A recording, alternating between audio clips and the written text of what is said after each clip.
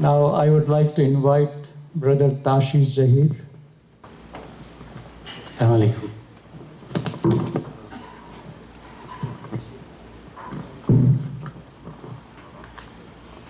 Dear friends, we are, as you all know, gathered here today to honor our dear brother, friend, and a great community leader, Syed Mahmood, and I am truly honored to be a small part of that. Something saddens me a bit, and it has been pointed out before me, is the fact that why did we not celebrate this when he was alive? At least going forward, it is not pointing fingers. I'm just as responsible as anybody else. But going forward, it is my request that there are many great leaders this community has. Many people have dedicated their lives, entire lives, and we know that. And I think it's time that we take a few minutes and recognize those people. Just a request. Most of us know about Syed Mahmood's services to our community at large. I would only like to share something very personal traits that I believe are very, very special in anyone. And these traits are not huge things. I'm sure most of us would say, okay, so what's big about that? What is big about that? That these simple values are disappearing slowly from our community. I would mention a few. He was a very polite and a very soft-spoken person, and always greeted everyone with a smile. He treated everyone with genuine respect and dignity, regardless of the size of their worldly assets. He was the personification of a true Khandani person, and we know what Khandani means, right? He lived by his and our traditional values that, as I said, are disappearing. He was a man of action.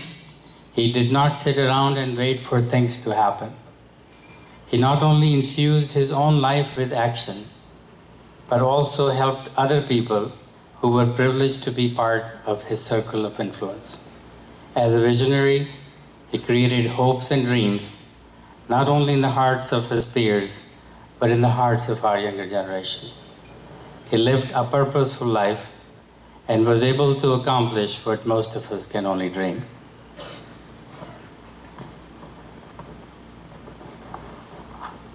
I am sad that we did not recognize him while he was alive. However, the following words of Aristotle and Mark Twain do provide me with some comfort, and I quote. Aristotle says, "Dignity does not consist in possessing honors, but in deserving them."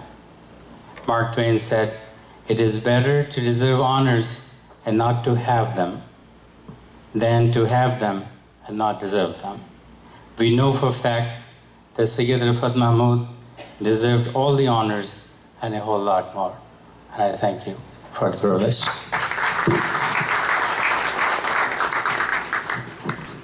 Thank you, Tashi Sahib. Next speaker, I would like to invite Professor Arthur Scott.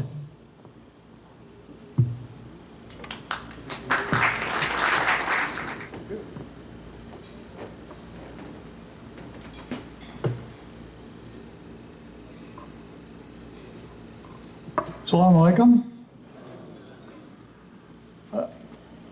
We've heard many, many wonderful things about Syed today, and I always think of him in terms of this restaurant. I met him here many, many years ago, and he heard about me in part because I've done a lot of work on the Middle East, teaching at Dominican University and at Contra Costa College, and also at the University of California at Berkeley. And I was always struck by his incredible honesty and the fact that he was very much concerned about the fact that the Muslim community needed to become more active, particularly in the political process. And one of the great ways in which he was a pathfinder for all of us was his political activity and his political action, and the importance of that. And I think more and more in terms of his legacy, how relevant it is in terms of Mr. Trump this year. and many of the things that we have been confronted with in terms of the political process. He invited me primarily to participate in the new venture called the Journal of America. I was honored. He asked me if I would be a contributing writer to that journal.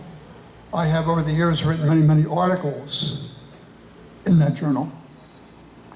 And one of the interesting curiosities was that once he grabbed hold of you, he would not let you go. So I would have a tendency to drag my feet in terms of writing articles or op-eds. And then I would get this lovely message from the phone, Professor Scott. You know, he had this deep voice of his, you know, Professor Scott, where are you? You can run, but you cannot get away from me. So he used to always come after me. He was a lovely nudge. He reminded me of my father in many ways. And I also assisted him a little bit with his wonderful book, which I urge everyone should read. It should be a required reading in terms of the Muslim influence on the American Revolution and Muslim influence in general. So I could go on for hours. We've heard a lot of wonderful things about him. But I know he was a great admirer of Rumi. I also am a great admirer of Rumi. And so the way in which I would like to conclude this is to read a few verses from Rumi, which I think really capture his soul, capture his essence, capture his spirit. So let me read these verses. Although you appeared in earthly form, your essence was pure consciousness. You were the fearless guardian of divine light. So come, return to the root. Return to the root of your own soul. You were descended from Adam, but were the pure word of God. For you turn your sight to this empty show of the world. Alas, how can we be satisfied with so little? So come, return to the root of your own soul. Why are you so enchanted by this world when a mine of gold lies within you? He certainly was a man of gold. Open your eyes and come, return to the root of your own soul. And the final verse I want to read, which I think really captures his beauty, really a beauty. You are a ruby encased in granite. How long will you deceive us with this outer show? Oh friend, we can see the truth in your eyes. So come, return to the root of your own soul. Thank you. Thank you, Professor Scott. One announcement, somebody has lost his shoe. Actually, it got switched, so he's wearing only one shoe. So, please,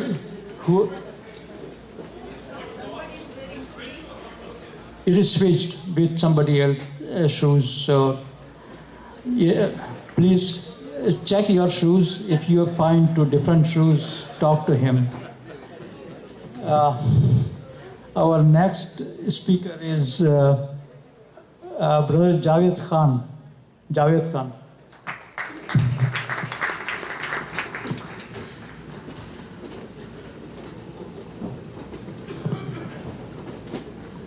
Assalamu alaikum. Bismillahirrahmanirrahim.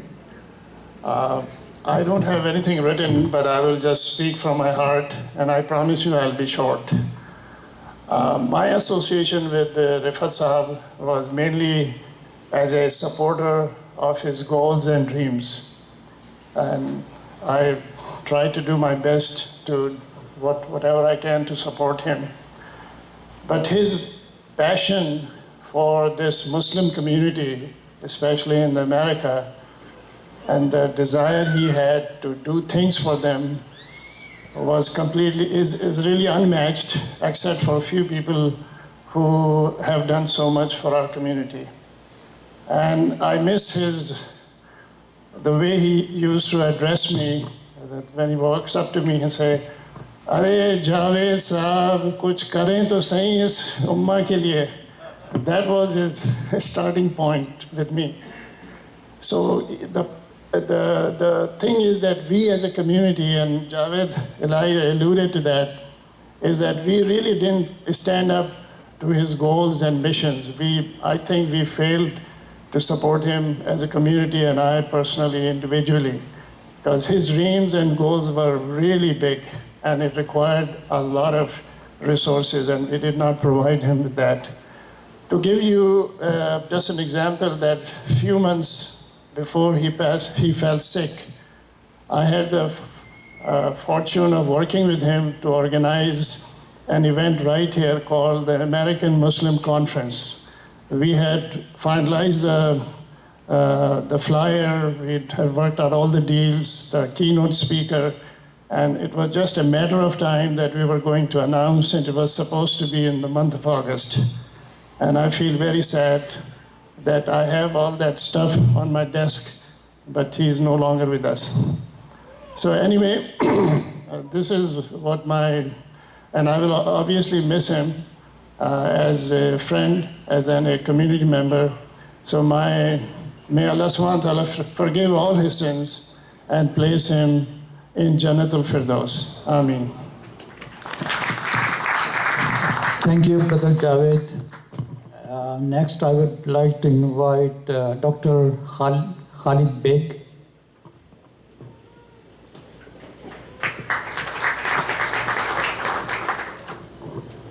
Assalamu alaikum. I cannot promise to be very long or very brief, but I'll try to be succinct, inshallah. So assalamu alaikum, everybody. It gives me a great honor and a pleasure to be here. I've been here many times before, right in Chandni, raising funds for phase 2. And that is why I think my presence here is very relevant. And the reason is, the man we are here to talk about is very rare in the Muslim community. The reason is the Muslim community does not believe in heroes.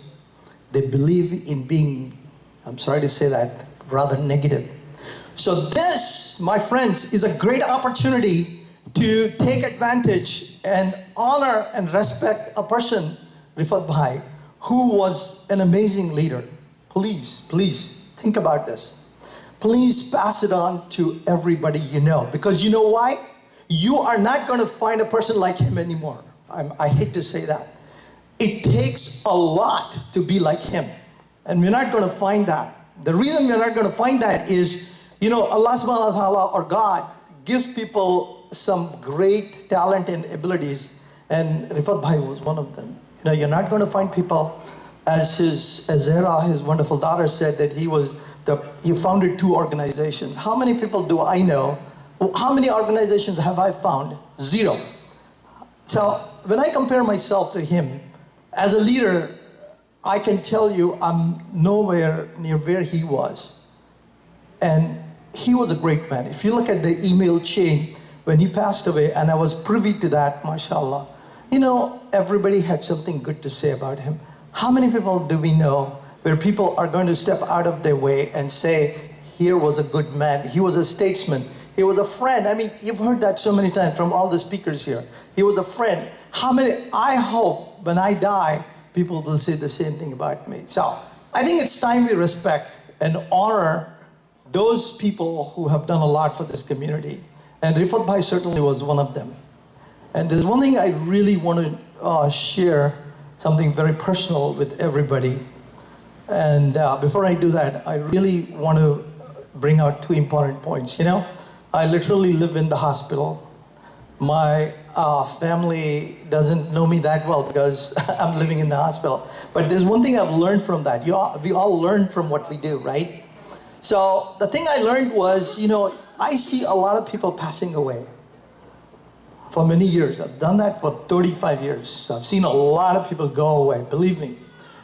But when you see dedication, you cannot ignore it. And if you have an opportunity to share that, it's an honor. And this is exactly the case in Rifat Bhai. That's why I'm very honored with this privilege. His wife, Mrs. Rifat, his daughter, Nusrat Bhai, Sarwat Bhai. I've been there at 12:30 at night, you'll find them there. How many families do I know who are dedicated like that? Well, it means 2 things, my dear friends. One is you have a great family. You know, you're lucky to have a family which will go out of its way and spend that time to be there for them, even though the person may not even know they're there. They don't even know that. They're so sick. And he was. So, number one. Number two is, you know why it's being done for him? Because he deserves it. Nobody's going to do it for nothing. His family will do it because they love him. He deserves that love. He deserves that attention. I see this a lot, but you'll never find people doing that. So I really, really have a lot of respect for his family. Alhamdulillah. I think they are wonderful. And mashallah, as the brother said, you know, if you look at his book, he has dedicated it to his parents. Now, if we don't respect and love our own parents, what are we going to do? I mean, what have you learned in life? Nothing. So it shows his great character and personality. The second thing I want to share with everybody is, even though Rifat Bhai was sick, he was in pain. There's one thing which he was always worried about. And you know why I think that's relevant? Because when you build something from your own hands, like your own child, that's why a mother has so much importance in society. Because the child grows up in a mother's womb. And we know that. That's how we're all here. But at the same time, there's a lot which goes behind that, a lot. And so when a person builds a project or is an important component, then we know that that person has a lot of feeling. And you know, I never knew that. So there were two incidents. One was, it was Ramadan, and you know, we were doing fundraising for phase 2. Alhamdulillah, I was involved in that all the way. MashaAllah, we worked with our team and we made it successful only because Rifat Bhai and his team had made phase 1 successful, MashaAllah. So Rifat Bhai was standing in the hallway. I was coming down the steps after namaz, and he said, I have a question for you. So, you know, I was kind of, you know, not very happy with questions, because when you're building a project which is $2 million, there are a lot of questions I have myself. So I was a little offended, I have to be honest with you. I said, oh my God, here's one more question. But he said, you know what? I know you're working on this project, but there's one thing I want you to know. You know, you have to do it in a way where it's productive. So I said, Rifat Bhai, you know, can you please tell me where I'm not being productive? He said, yeah, here it is, 1, 2, 3, 4. He laid it out for me. And you know what? I realized later, because, you know, we're all young, we're not that mature, things like that. And my hair were all black then, okay. So he, as a leader, knew what it meant to do a good job. And I realized that later, and I learned from that, number one. Number two is, you know, Rifat Bhai was sick. He was in pain. You have to see that to really know what it means to be in pain. And, you know, and he was not in his senses completely. And the first thing he asked me when he saw me, he could recognize who I was. As Sister Reshma said, you know, her dad could recognize him. He could recognize who I was. And he said, you know, tell me something. Why are you and us building these institutions which are not serving the community? Now, he didn't say that to criticize us, as by human nature a person would take it. He said that because of his love and concern for something he has done. So there's a big difference. The philosophy is different. People, a lot of people, including myself, may not take it appropriately, but this is where he was. See, this is the difference between a leader who does things and somebody who's not involved in that. Okay, a lot of us cannot be involved in everything, but when they are, you have to listen to them. You have to understand what they're talking about. So these are the great qualities which Rifat Bhai had. Now, my last point is more of philosophical point, where, you know, I've lived in this community for 25 years. When the masjid was being formed, I was nowhere. I remember putting the lawn, but I wasn't involved. The person who was involved was Rifat Bhai and his team, right? So he's the man who carried out this with great fervor. He's the man who's responsible with other, mashallah, people. But there's a role he played. You know, our community forgets that. They forget that this was a man who was so critical in building something better for all of us. He did not take away the masjid with him when he passed away. He took nothing, but he gave us a lot through Allah Ta'ala's mehrbani. So I think it's time this community understood that. Yeah, thank you. And I have a request for all of us, My request is, let us have the courage and the decency to recognize the fact that we have had good leaders, we have leaders we want to respect. And for what we have constructed, we want to be sure that our next generation, my own son and daughter are the next generation, that they do not feel disappointed and dejected that we have not done the right thing for them. We may put up 1 million buildings, but as Rifat Bhai told me when he was not feeling well, he said, what is the use you've done that? So, my dear brothers and sisters, we have a role to play here. We have to do more. We have to take his legacy to the next step. We can't just sit here, have a great lunch, and have this phenomenal tea provided by our wonderful organization. We have to do more. Please, that is my request to you. The reason I'm here is not to proclaim myself, but to definitely proclaim that we have learned a lot from Rifat Bhai. May Allah give him Jannatul Firdaus, inshallah. So please pray for him. I have, and I continue to. So please pray. But this is what we need to do, mashallah. And lastly, but not the least, I want to thank Dr. Zulfikar Ali and Dr. Sadiq for being on the team. They did a really great job. Without them, I do not think I could have done well. So, assalamu alaikum. Thank you, Dr. Beg. Now I request Sister Muhina Shaikh and request all the speakers to be brief because we have still quite a few speakers to go. So please.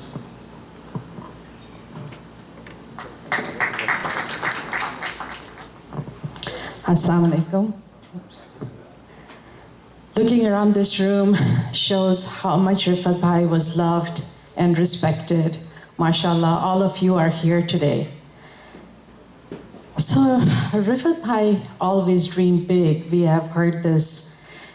And from my own personal experience, I know that when the land for the masjid became available, the community did not have the means, nor did Rifat Bhai, but he still went ahead and put the deposit there.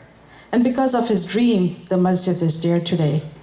And he didn't want it to be called ISEB. He wanted always, he would say, call it Masjid al-Jami. So that was his dream, his baby, and alhamdulillah, it's there today. He ran for Congress again because he dreamed big. He was nominated, but he could have said no, but he always wanted to touch the skies. And he ran for Congress. He didn't win, but he always took the high road.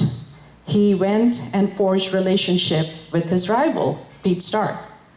And their relationship was so good, they would meet all the time, they would write articles. Like somebody said earlier that Pete would get advice from Rifat Bhai. So he had a very good relationship with him. He wanted to open an office of Ummah in Washington, D.C., which didn't come to fruition, but that is also part of his dream that Ummah has an office in Washington. When he ran for Congress, my kids were all part of his campaign, and I remember we took a procession through the city of Fremont. We were in a bus, the cars, everybody had signs on their sides for his campaign to bring him visibility in the community. He supported everybody in the community. As soon as he would find out that somebody has done something in the community, he would pick up the phone or he would send out an email appreciating and showing his support. He was, every time that I would meet with him, he would say, you know what, we are getting old. We need the younger generation. We need to groom them. And that was also one of his dreams that we need to take forward. That is his legacy. He really wanted our younger generations to step up and take, wear the shoes that he wore, which is very hard to fill. But inshallah, we'll work on it. And I see a lot of youth in the room today. So inshallah, you guys have to carry his legacy, and all of us too. There was a movie that Harvard Pluralism Project did on Fremont called Fremont, USA. If you have not watched that movie, take a copy and watch it. It showcases the good work that Rifat Bhai did for our community, the bigger community. It showcases the way the masjid property was bought and then purchased, and the masjid was established, and the church on the same grounds, which is very unusual. Within the US, you will not find a place where a church and a mosque are sitting on the same parcel. So that is also a great contribution through that movie that the bigger community got to know about him. Thank you. Thank you, Sister. Our next speaker is Brother Iftikhar Hai.